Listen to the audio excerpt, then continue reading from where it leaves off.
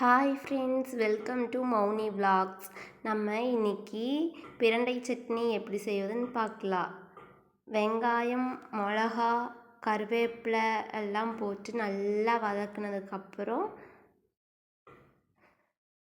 தக்காளி, தேங்காய் சேர்த்திக்கணும். அதையும் நல்லா வதக்கினதுக்கப்புறம் அதை இறக்கி வச்சிடலாம் ஃப்ரெண்ட்ஸ்.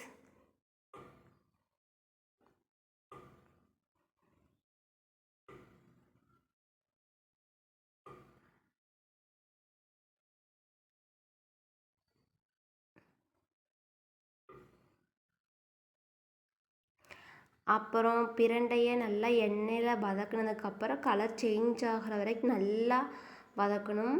நல்லா வதக்கிட்டே இருந்தோம்னா கலர் சேஞ்ச் ஆகும். கலர் சேஞ்ச் ஆனதுக்கப்புறம் எடுத்து எல்லாத்தையும் ஒட்டுக்கா போட்டு அரைச்சிடலாம் ஃப்ரெண்ட்ஸ். அரைச்சதுக்கப்புறம் சாப்பிட்றலாம்.